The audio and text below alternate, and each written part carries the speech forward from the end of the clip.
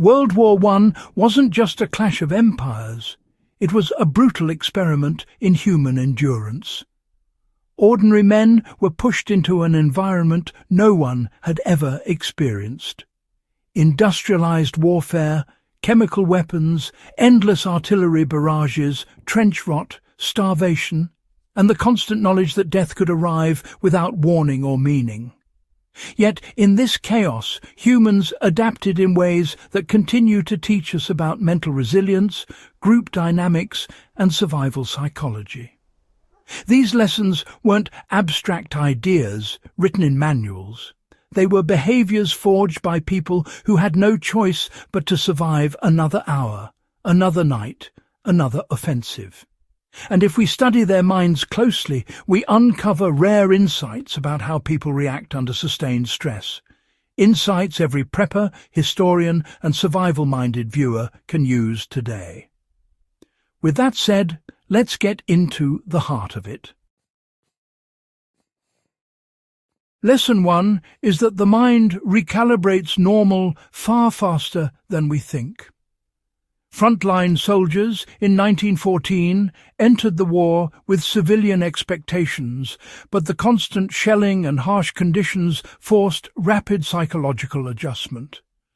What was horrifying on day 1 became routine by week 3. This matters for modern survivalists because it shows that humans don't crumble as quickly as Hollywood suggests. If you're thrust into a crisis, whether it's a natural disaster, civil breakdown, or long-term isolation, your brain will begin creating a new baseline. The key is not to fight that recalibration.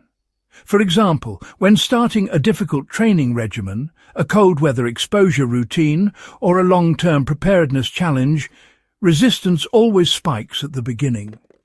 Stay consistent for 2 weeks, and your internal systems start treating the hardship as the new normal, just like trench soldiers did. Lesson 2 is that small routines become mental anchor points when life becomes chaotic. Trench troops built microscopic rituals, cleaning a rifle the same way every evening, checking boots at the same hour, sharing tea at dawn, even when shells were landing nearby. These weren't luxuries. They were psychological stabilizers. In prepping terms, daily micro-habits build a sense of order, even when everything external is breaking down.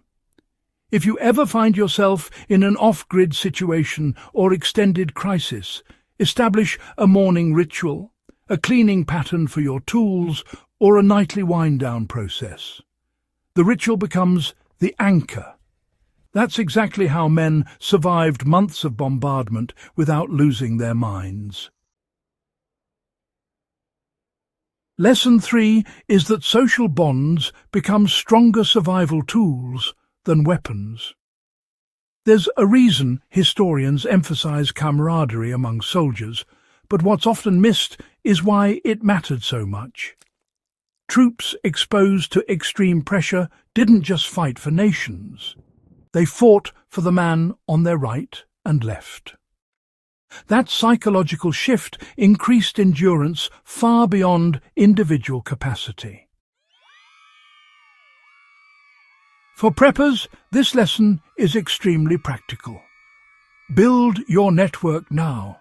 A trusted neighbour may become more valuable than any gear stockpile.